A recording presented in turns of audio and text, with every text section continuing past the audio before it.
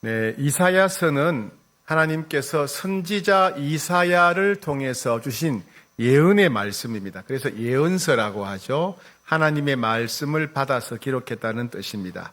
그런데 이사야서에는 다른 구약 성경 예언서와 달리 특별한 별명이 하나 있어요. 그 별명이 뭐냐 하면 구약의 복음서다 그래요. 구약의 복음서. 복음서는 뭐예요? 마태복음, 마가복음, 누가복음, 요한복음. 그죠? 예수님의 일대기, 예수님의 공생애를 기록한 것을 우리는 복음서라고 하죠. 근데 예수님이 태어나기 700년 전에 기록된 이사야서에 보게 되면 예수님에 대한 기록이 굉장히 많습니다.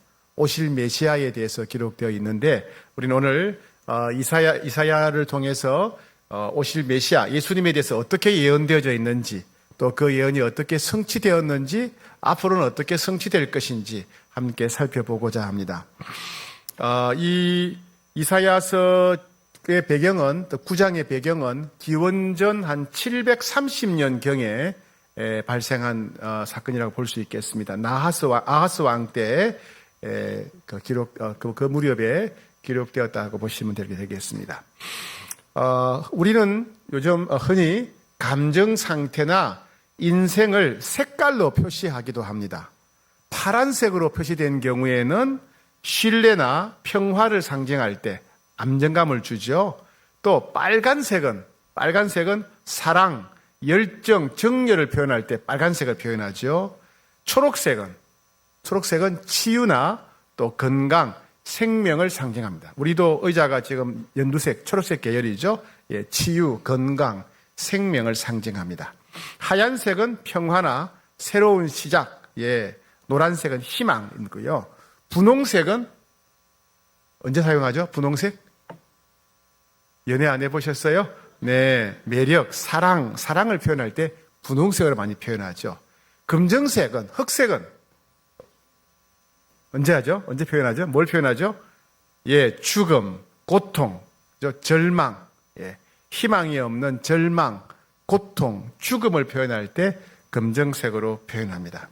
이사야는 1절에서 갈릴리 땅이 흑암이다, 검정색이다, 검정색, 캄캄한 밤이고 검정색이다.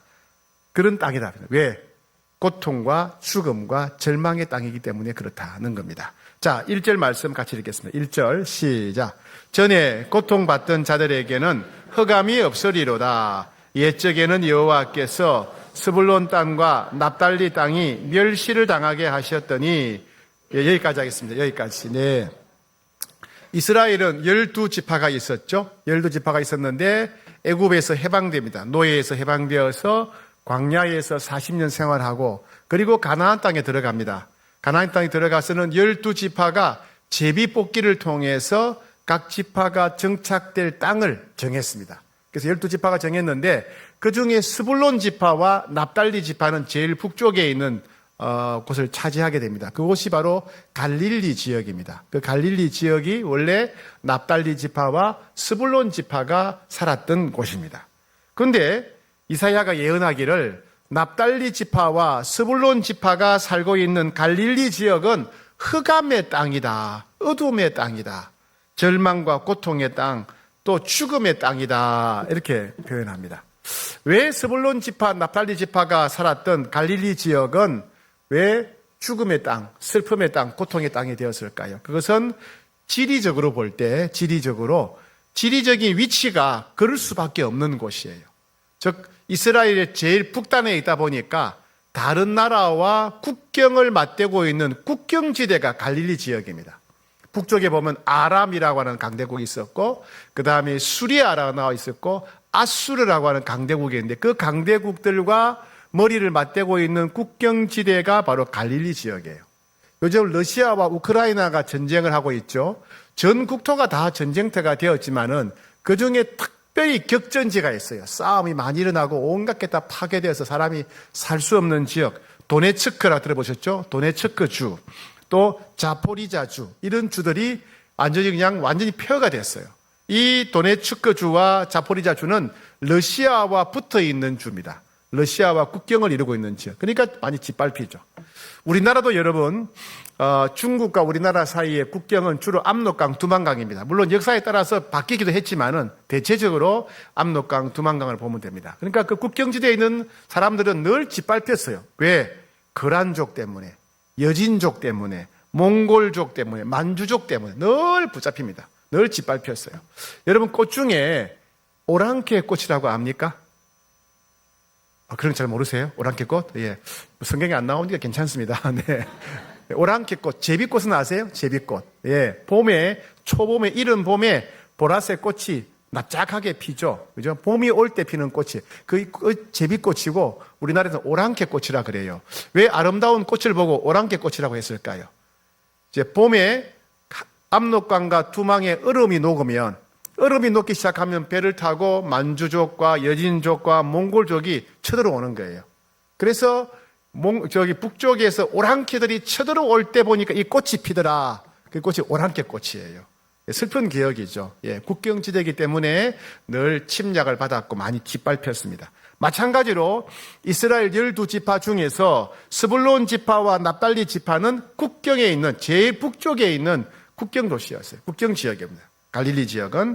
그래서 아람이라든가 수리아라든가 아수르로부터 항상 침략을 당했습니다. 늘 짓밟히고 집에 불을 지르고 사람도 가축도 그냥 죽이거나 끌고 가고 이런 고통을 겪었습니다. 그래서 그들은 흑암의 땅이었어요. 고통의 땅, 슬픔의 땅, 절망의 땅입니다. 결국에는 약 10년 뒤에 기원전 722년경에 아수르의 공격에 의해서 북이스라엘 전체가 완전히 빼앗기게 되죠. 아수르에 짓밟히게 됩니다. 식민지가 되죠. 그래서 땅을 빼앗기고 사람들은 짐승처럼 살해당하거나 포로로 끌려갔습니다. 그래서 납달리 지파와 스불론 지파가 살았던 갈릴리 지역을 향해서 이사야가 흑암의 땅이다 이렇게 표현한 겁니다. 거기가 고통의 땅이구나, 슬픔의 땅이구나, 절망의 땅이구나 우리가 볼 수 있습니다. 자, 그런데 그 흑암의 땅에 언젠가 큰 빛이 비칠 것이다 라고 이사야가 예언을 합니다. 큰 빛. 2절 말씀 같이 받아드리겠습니다. 2절 시작. 흑암에 행하던 백성이 큰 빛을 보고 사망의 그늘진 땅에 거주하던 자에게 빛이 비치도다. 흑암에 있던 캄캄한 어둠에 있던 흑암 위에 큰 빛이 비친다. 사망의 그늘진 땅에 빛이 비칠 것이다. 예. 빛은 뭘까요? 빛은 전기가 들어왔다는 말일까요? 아니겠죠. 그죠? 예. 기원전 730년경이니까 전기가 들어올 리가 없죠. 예. 희망이 생길 것이다. 희망. 예. 희망이 뭐냐? 길이 보이는 것, 두려움이 사라지는 것, 피할 길, 살 길이 희망이죠. 그죠? 새로운 삶을 시작할 수 있는 희망이 빛입니다. 그래서 이사야는 세상에서 가장 끔찍하고 비참하고 고통스러운 곳에 빛이 비칠 것이다. 희망이 생길 것이다. 새로운 역사가 일어날 것이다 하는 것입니다. 어디에? 스불론 지파와 납달리 지파가 사는 갈릴리 지역에. 예. 그럼 왜 하필이면 이스라엘 전체 12지파 중에서 스불론 지파와 납달리 지파 두 지파가 사는 곳에 왜 큰 빛이 일어났을까요? 다른 곳이 아니라. 예.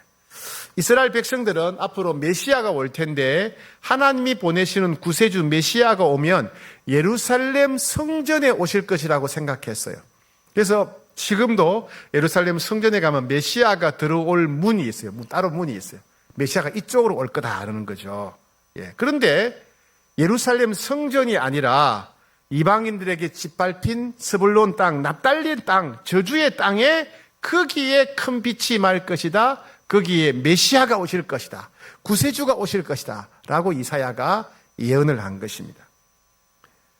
왜 그러면 하나님께서 메시아를 예루살렘 성전이 아니라 스불론 땅과 납달리 땅에 메시아를 보내셨을까요? 그것은 그 당시 가장 상처 입은 곳이 스불론 땅, 납달리 땅이니까.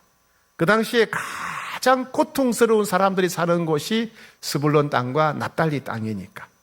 그 시대에 가장 절망적인 삶을 사는 사람들이 스불론 사람들과 납달리 사람들이었으니까. 예, 그래서 그렇습니다.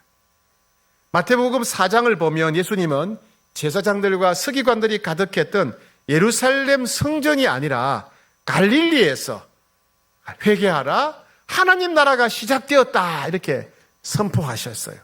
그렇죠? 예수님은 갈릴리에서 공생애를 시작하셨습니다. 예수님이 하나님의 사람이라면, 메시아라면 예루살렘 성전에서 공생애를 시작해야 될 텐데 예루살렘이 아니라 갈릴리 지역에서 시작하셨어요. 왜요? 그 당시에 가장 가난한 사람들이 모여 사는 곳이 갈릴리였어요. 이방인들과 피가 섞인 혼혈족 사람들이었습니다. 율법으로 볼 때는 흠이 많은 사람들이었기 때문에 예루살렘에 사는 사람들로부터 무시당하고 경멸당하고 차별을 받으며 살았습니다. 그래서 예수님은 그 시대에 가장 가난한 사람들, 가장 고통받는 사람들, 가장 외로운 사람들에게 먼저 찾아가셔서 하나님 나라가 시작되었다, 하나님 나라가 시작되었다 이렇게 외치셨던 것입니다. 그래서 마태는 마태복음을 기록하면서 예수님이 공생애를 시작하시면서 갈릴리 지역에 제일 먼저 가서 하나님 나라가 시작되었다고 선포하신 것은 바로 예수님이 이 땅에 오시기 700년 전에 기록된 이사야 9장의 예언을 성취하기 위한 것이다 이렇게 기록했어요. 자, 한번 볼까요? 마태복음 4장 13절부터 16절까지 조금 전에 읽었던 이사야와 내용이 비슷해요. 그러니까 이사야의 예언을 예수님이 성취하셨다 이런 뜻입니다. 자, 마태복음 4장 13절부터 시작. 나사렛을 떠나 스불론과 납달리 지경 해변에 있는 가버나움에 가서 사시니 이는 선지자 이사야를 통하여 하신 말씀을 이루려 하심이라.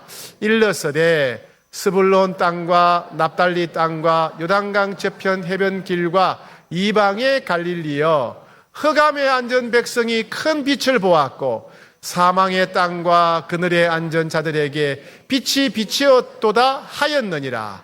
네, 바로 이사야가 예언한 대로 납달리 땅과 스불론 땅에 큰 빛이 임했다, 메시아가 오실 것이다, 그런 예언입니다. 그리고 예수님이 오셨을 때 이사야의 예언이 성취가 되었다, 그렇게 마태복음 4장에 기록하고 있습니다.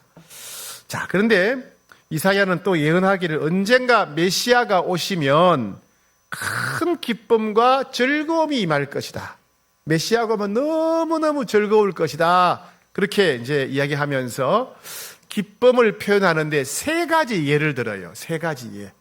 여러분 너무 기쁘면 어떻게 하실 거예요? 너무 기쁘면 예를 들면 뭐 소리를 지른다거나, 너무 좋으면 땅바닥에 떼굴떼굴 뒹굴다거나, 그죠? 뭘 하겠어요? 예? 아는 사람 다 초청해가지고 식사를 대접한다거나, 그런 얘기 안 하는 거예요. 예. 하여튼 너무 기쁜 일이 있으면 하고 싶은 게 있겠죠, 그죠? 예. 이스라엘 백성들이 당시에 제일 기뻤던 순간을 이사야는 생각합니다. 제일 먼저 농부가 추수하는 것처럼 기쁠 것이다, 이렇게 말해요. 메시아가 오시면 농부가 추수하는 것처럼 기쁠 것이다. 자, 3절 말씀. 주께서 이 나라를, 3절 시작. 주께서 이 나라를 창성하게 하시며 그 즐거움을 더하게 하셨으므로 추수하는 즐거움과, 여기까지. 예. 언젠가 메시아가 오시면 농부가 추수할 때 기뻐하는 즐거움이 임할 것이라는 거예요. 네, 봄에 씨앗 뿌리고 김 메고 1년 내내 고생했는데 가을에 추수할 때 얼마나 기쁩니까? 요즘은 농사 짓는 분이 별로 없지만은 그래도 여러분 조그마한 텃밭에 가꾸어도 재미있죠, 그죠? 예, 대량으로 농사 지으면 얼마나 추수할 때 기쁘겠어요. 그래서 동네 사람들 같이 떡도 만들어 먹고 그러잖아요. 그런 것처럼 농부가 추수할 때, 가을에 추수할 때 너무 기쁘고 행복한 것처럼 메시아가 오시면 행복할 거다라는 거예요. 두 번째 3절 후반부에 있습니다. 탈취물 시작. 탈취물을 나눌 때의 즐거움과 같이 그들이 주 앞에서 즐거워하노니. 예. 이 탈취물은 뭐냐면 전쟁에서 이긴 다음에 적으로부터 빼앗은 전리품, 이게 탈취물이에요. 전쟁은 사람이 죽느냐 사느냐 하는 문제예요. 전쟁 나가지고 내가 죽이면 내가 살고 내가 죽으면 끝나는 거예요. 그죠? 그 전쟁터에 갔는데 상대방을 다 죽이고 물리쳤어요. 그리고 옛날에는 여러 나라를 스치면서 정복하면서 그 나라 정복한 그 나라의 물건을 다 탈취해가지고 가져가요. 근데 우리에게 쳐들어온 적을 물리치고 보니까 적들이 가지고 왔던 각종 무기, 옷, 보물, 돈, 가축, 마차, 이렇게 다 있는 거예요. 그걸 다 얻게 된 겁니다. 한마디로 말하면 횡재한 거예요. 횡재. 그래서 전쟁에서 이기고 적으로부터 무기와 의복과 식량과 돈과 말과 마차를 공짜로 다 얻게 된 것, 횡재했을 때 기쁜 것처럼 메시아가 오시면 우리가 기쁠 거다, 그 말입니다. 네. 세 번째 또 기쁨을 표현하는데 뭐라고 표현했냐면 4절 말씀 시작. 이는 그들이 무겁게 맨 명예와 그들의 어깨의 채찍과 그 압제자의 막대기를 주께서 꺾으시되 미디안의 날과 같이 하셨음이라 합니다. 예, 이스라엘 백성들이 사사시대에 미디안이라고 하는 민족들에게 지배를 당한 적이 있어요. 얼마나 잔인했는지 마치 멍에를 맨 것처럼 막 채찍으로 때리는 것처럼 몽둥이로 막 때리면서 막 이 고생을 한 거예요. 그러니까 미디안의 7년이 굉장히 끔찍한 고통을 당한 기간이었어요. 그런데 사사 누가? 기드온이, 그죠? 기드온이 몇 명으로? 300명으로, 그죠? 13만 5천 명의 미디안을 물리치죠. 예.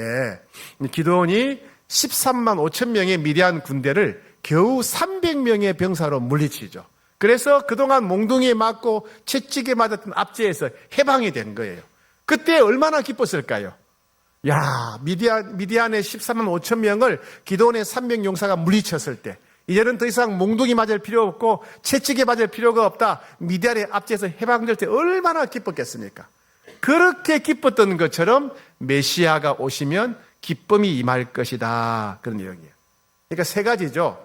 메시아가 오시면 앞으로 갈릴리 지역에 메시아가 오실 텐데 메시아가 오시면 얼마나 기쁜지 농부가 추수할 때처럼 기쁠 것이다. 전쟁에 이겨서 전리품, 탈취품을 획득해서 횡재했을 때만큼 기쁠 것이다. 그리고 기드온이 300 용사가 14만 5천 명의 미디안을 물리치고 몽둥이와 채찍의 압제에서 해방됐을 때처럼 기쁠 것이다. 그 얘기입니다.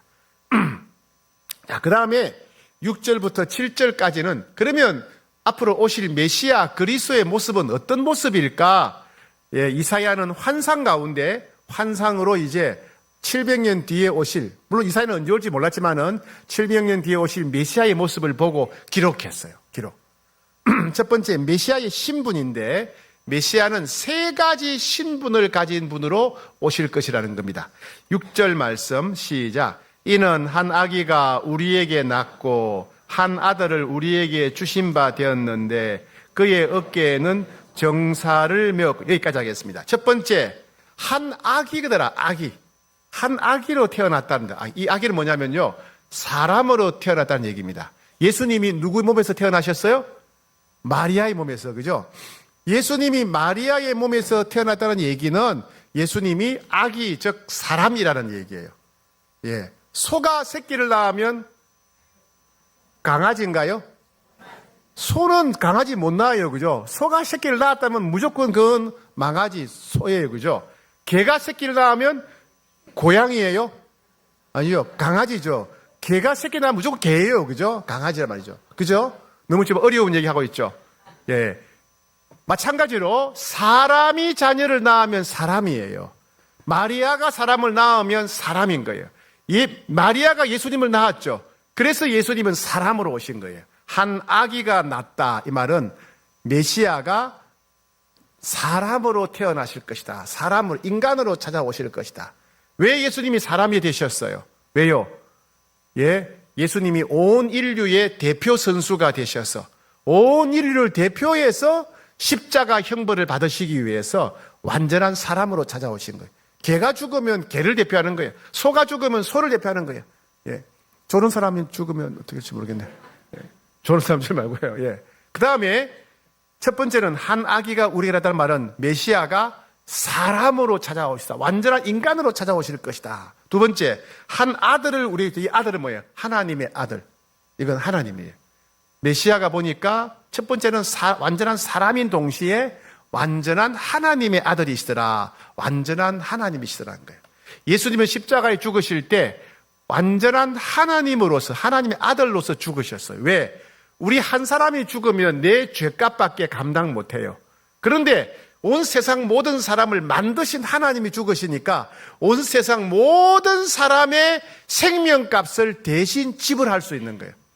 그래서 예수님은 완전한 하나님으로서 모든 인류의 생명값을 대신 지불하기 위해서 십자가에 죽으신 거예요. 그걸 이사야가 본 거예요. 대단한 거죠. 아, 메시아가 완전한 사람의 아들로 아기로 오시고 완전한 하나님의 아들로 오시는구나, 이걸 아신 거예요. 예수님은 완전한 사람으로 완전한 하나님으로 오실 것을 이사야가 본 겁니다. 그 다음에 그 어깨에 정사는 뭐냐면 나라를 다스리는 권세를 말합니다. 대한민국을 통치하는 권세는 이재명 대통령이 가지고 있는 거예요. 그것처럼 예수님이 왕으로 오신다, 이 말은 예수님이 하나님 나라를 시작하시고 하나님 나라를 통치하는 왕으로 오실 것이다. 예수님은 완전한 사람으로 오셔서 모든 사람을 대표해서 십자가에 죽으셨고, 예수님은 완전한 하나님의 아들 하나님으로 오셔서 모든 인류를 대신해서 죄값을 지불하셨어요. 그리고 하나님 나라의 왕이 되셨어요. 하나님 나라를 다스리는 통치자가 되셨죠.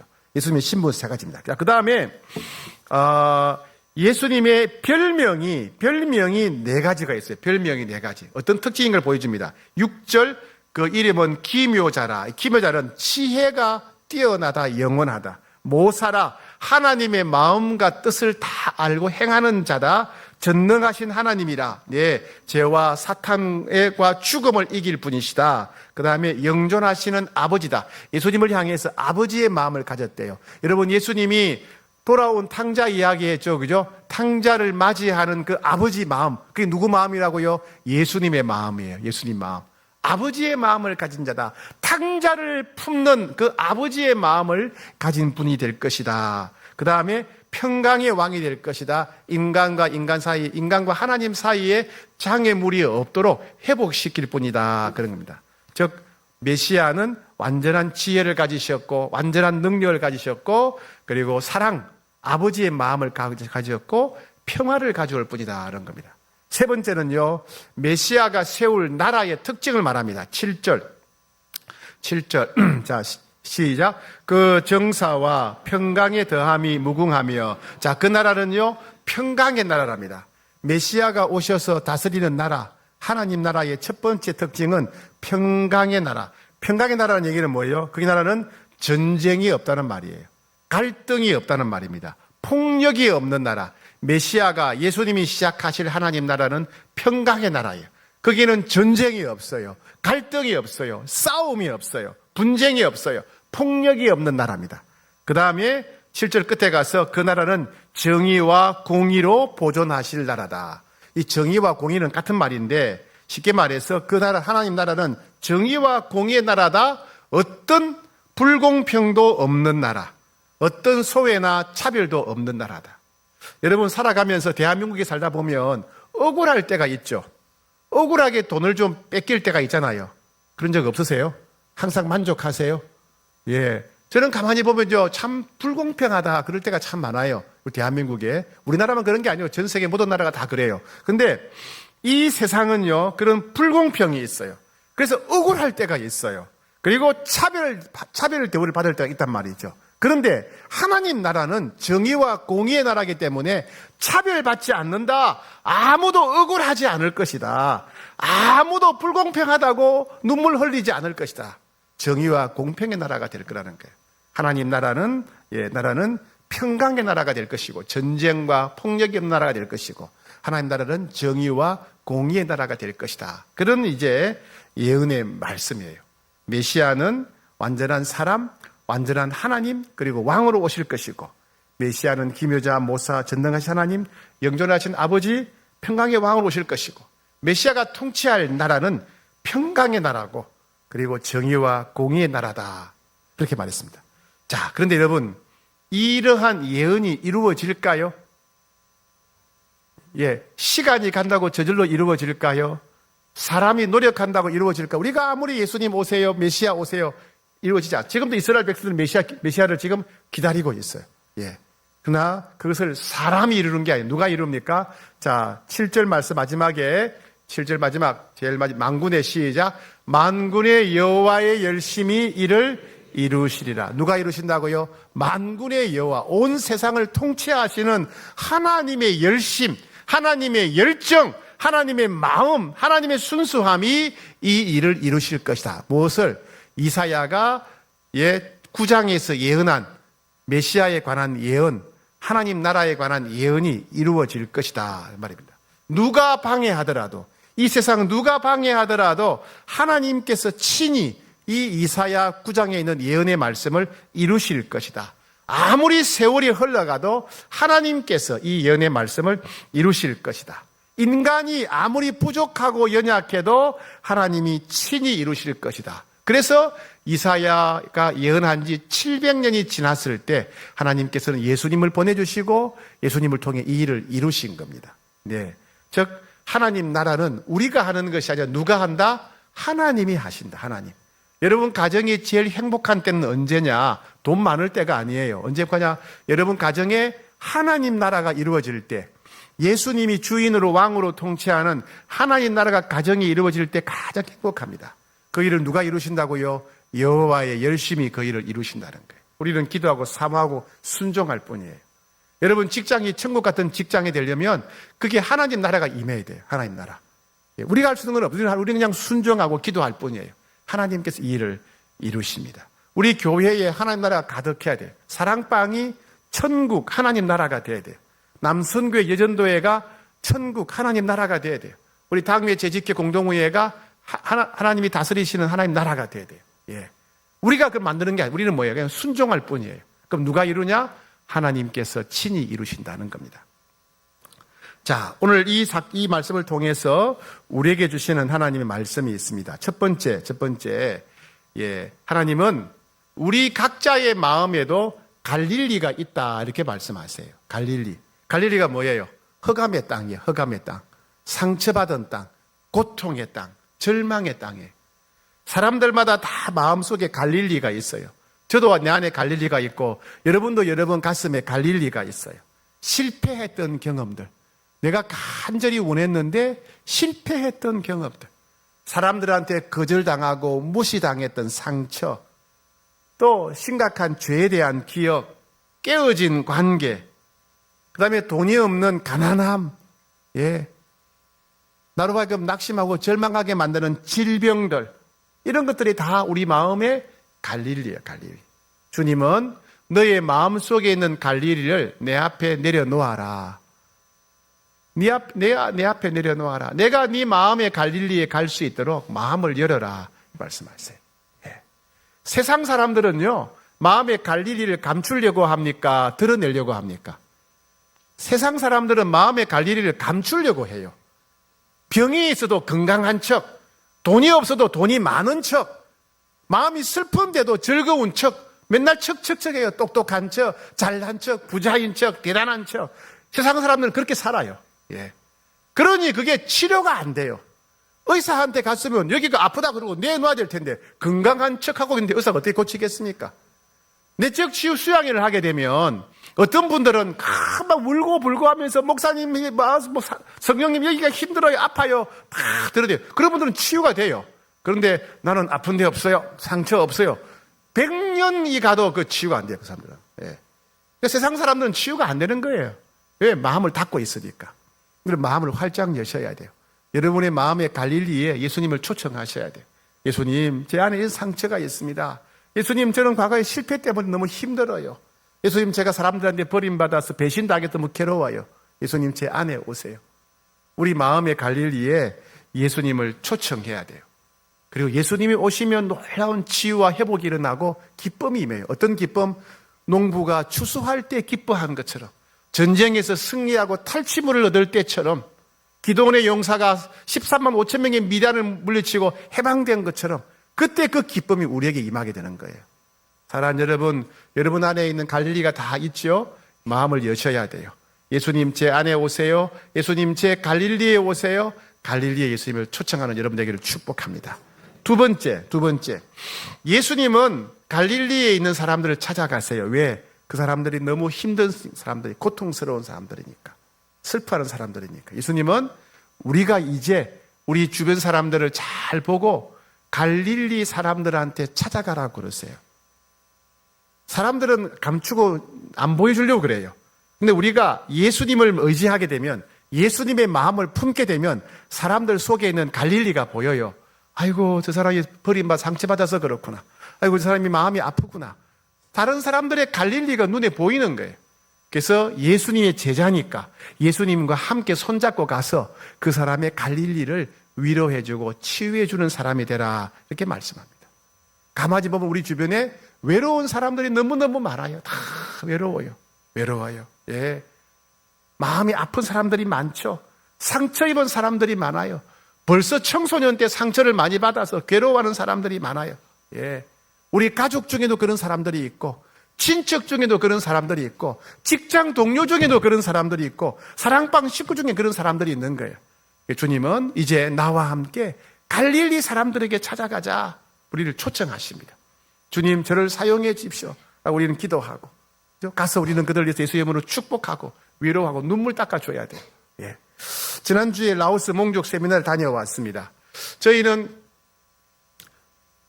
30명만 이제 모아달라고 그래요. 30명. 너무 많으면 돈이 많이 드니까 30명만 모아달라고, 호텔 비면 뭐 돈이 많이 드니까 30명만 모아달라고 하는데 38명이 온 거예요. 목사님들하고 사모님들이. 예. 그냥 꼭 참았어요. 기분 나쁘지만은. 기분 나쁜 건 아니고 38명이 오셨어요. 그런데 이분들이요, 아이를 다 데리고 왔어요. 이분들이 아이를 몇 명 낳느냐? 5명, 8명 이렇게 낳아요. 그러니까 피임을 안 한 것 같아. 애들이 많아요. 근데 큰 애들은 다 그냥 집에 놔두고 와요. 그럼 어떻게 하냐 그랬더니 동네 사람들이 다 친척인 거예요. 형님, 삼촌, 뭐 할아버지 다. 그러니까 다 맡기고 오고, 젖먹이나 이제 겨우 그런 많은 애들만 데리고 왔어요. 그 애들이 바글바글해요. 그냥 바글바글해요. 막 소리 지르고 싸우고 울고 뛰어다니고 막 난리였어요. 이렇게 강의에 집중 못 하잖아요. 그때 우리 같이 갔던 권사님들, 이제 김경순 권사님, 노수정 권사님, 박은하 집사님이 아이들 한 명 하면 다 안아주고 업어주고 얼레고 달래고 과자 먹이고 이렇게 하면서 이제 세미나가 잘 진행되도록 도왔어요. 근데 그 엄마들이 보는 거예요. 자기 애를 처음 보는 사람이 저렇게 얼레고 달래고 업어주고 안아주고 하는구나. 이렇게 마음이 열린 거예요. 그리고 사모님들이 와가지고 우리 권사님들한테 와가지고 저는 마음이 아파요. 저는 여기가 아파요. 우리 애는 지금 어디가 아파요. 그러니까 또 권사님들이 막 기도해 주는 거예요. 예. 이게 신기한 모습이에요. 예. 이런 모습이 흔하지 않습니다. 한번 사진 한번 볼까요? 저렇게, 예, 저렇게. 막 우리가 같이 막 기도해 주는 모습이죠. 우리 성도님은 이게 일상이잖아요. 이거. 누가 아프다 그러면 그냥 달라붙어 기도하잖아요. 그죠? 우리 교회에서 하듯이 가서 그냥 저렇게 기도해 주고. 그러니까 울고 위로받고 치유받고 하는 일들이 있었어요. 예. 그러니까 또 나중에 또 어떻게 하냐, 이분들이 또 자기 힘든 얘기를 해요. 이제 저는 마음이 아파요. 그러면서. 뭐로 대화했을까요? 예. 방언의 은사가 있는 게 아니고, 예. 구글 번역기를 통해서, 핸드폰에 구글 번역기로 대화하면서 서로 기도해주고 막 이랬습니다. 그러니까 이 사모님들이 너무 좋아하는 거예요. 그러면서 언제 또 오냐고, 다음에 꼭 다시 오냐고, 그러면서 막 매달리듯이 이렇게 그분들이 얘기를 했습니다. 그러니까 보면서, 이분들이 우리의 갈릴리구나. 우리의 갈릴리구나. 예, 몽족이 우리의 갈릴리구나 하는 생각이 들었습니다. 사랑하는 여러분, 우리 주변에 많은 사람들을 예수님의 눈으로 보시기를 축복합니다. 그리고 마음에 갈릴리가 있는 사람들 찾아가셔서 눈물 닦아주고 위로해주고 기도해주는 예수님의 제자 되기를 축복합니다. 네, 세 번째, 예수님은 갈릴리에 오셔서 하나님 나라를 시작하셨어요. 하나님 나라는 뭡니까? 예수님이 다스리시고 통치하는 나라입니다. 문재인이 아니고 지금 누구죠? 이재명 대통령이 통치하는 나라는 대한민국이잖아요. 그죠? 예. 예수님이 통치하는 나라, 이게 하나님 나라예요. 예수님 말씀에 순종하는 나라. 세상 사람들은 자기 욕심대로 살아가요. 세상 사람들은 남들이 하는 대로 살아가요. 세상 사람들은 가정생활을 부모님한테 배운 대로 해요. 우리는 부모님한테 배운 대로가 아니고 내 욕심대로가 아니고 세상 사람들처럼이 아니고 예수님 말씀대로 가정생활 해야 돼. 예수님 말씀대로 가정생활을 하게 되면 가정에 하나님 나라가 임하게 되는 거예요. 하나님 나라가 임하게 되면 추수하는 기쁨이 임하게 되고 탈취물을 얻는 기쁨이 되고 기도원이 승리의 기쁨이 임하게 되는 거예요. 우리 여러분 직장에서도 하나님 말씀대로 살아야 돼요. 직장에서 세상 사람들처럼 살지 않고 하나님 말씀대로 살면 직장에 하나님 나라가 임하는 거예요. 그럼 기쁨이 임하는 거예요. 예. 여러분 가정에서 하나님 말씀에 순종해서 용서하고 화해하셔야 됩니다. 직장에서 세상 사람들처럼 살지 말고 예수님 말씀대로 정직하게 살아야 되는 거예요. 예. 여러분 교회에서도 하나님 말씀대로 순종하며 살아야 됩니다. 그래야 우리 사랑방에 천국이 많은 거예요. 사랑방에 천국이 많은 거예요. 사랑방에 하나님 나라가 임하는 겁니다. 우리 남선교회 여전도의 당회에 하나님 나라가 임하는 겁니다. 예. 주님은 너희가 하나님 나라의 백성이니 내 말에 순종하며 살아야 된다. 나를 왕으로 모시고 살아야 된다. 그러면 그곳에 하나님 나라가 임할 것이고 그럼 그곳에 기쁨이 임할 것이다 말씀하십니다. 마지막 네 번째입니다. 네 번째, 우리는 하나님의 열심을 신뢰해야 됩니다. 우리는 열심히 하는데 지치고 소망을 잃을 때가 있어요. 예를 들면 우리 하이 전도대 열심히 전도하잖아요. 그죠? 지금 방학이지만은 더우나 추우나 열심히 하는데 누가 그 전도지를 받아줍니까? 그냥 거절하고 가요. 받았다가 그냥 아무 데나 버린단 말이죠. 전도지도 거절하는데 복음을 어떻게 전합니까? 겨우 어렵게 복음 전하면 또 그냥 안 민다고 가버리죠. 정말 가물에 콩나듯이 겨우 한 명, 두 명 전도할 뿐입니다. 이래가지고 전도가 될까? 이래가지고 이 세상이 변할 수 있을까? 걱정이 됩니다. 라오스 몽조 목사님 만났는데 그중에 3분의 1은 지난 1월 달에 작년 7월 달에 만났던 분들이에요. 근데 옛날에 가르친 거 싹 다 잊어버렸어요. 또 가르치면 또 잊어버릴 텐데 생각이 드는 거예요. 마치 밑 빠진 떡에 물 붓기 같았어요. 예. 여러분 우리 교회가 후원하고 있는 결식아동이 123명이에요. 1, 2, 3. 국내와 해외와 북한에 있는 결식아동 123명을 우리가 후원하고 있어요. 그 돈을 우리가 매일 하는 그 결식아동 내는 그 돈이 빵이 밥이 제대로 전달될지 모르겠어요. 그뿐만 아니라 이 빵이 전달될 때 과연 복음도 함께 전달될까 걱정스러웠어요. 예. 괜히 헌금만 하는 게 아닐까? 아니 밥만 주고 빵만 주는 게 아닐까? 너무 걱정이 되는 거예요. 예. 그리고 우리가 이렇게 애쓰고 힘쓰는데 무슨 변화가 있나? 큰 특별한 변화, 기적도 없어요. 예. 내가 이렇게 열심히 헌신하고 충성했는데 무슨 열매가 있을까? 우리는 조바심 날 때가 있습니다. 주님 말씀하십니다. 만군의 여호와의 열심히 이를 이루시리라. 우리의 열심히 이루는 게 아니고 우리가 헌신했다고 큰 대단한 변화가 있는 게 아니고 우리는 그저 순종할 뿐이에요. 우리는 그냥 순종할 뿐이고 우리는 그냥 씨를 뿌릴 뿐이에요. 그냥 우리는 씨만 뿌리는 거예요. 그러나 자라게 하시는 분은 하나님이신 거예요. 여호와 열심히 자라게 하시는 겁니다. 여호와 열심히 일을 이루시는 겁니다. 그러니까 우리는 약속을 믿고 이건 헛된 일이 아니야. 하나님이 자라게 하실 거야. 여호와 열심히 이루실 거야. 우리는 확신 가지고 그냥 계속 씨를 뿌리고 씨를 뿌릴 뿐입니다. 그러니 여러분 선을 행하다가 낙심하지 마십시오. 선을 행하되 낙심하지 마십시오. 하나님 말씀에 순종하되 낙심하지 마십시오. 하나님 맡긴 사명에 충성하되 절대 낙심하지 마세요. 우리는 그저 순종할 뿐이에요. 그러나 자라게 하시는 분은 하나님이십니다.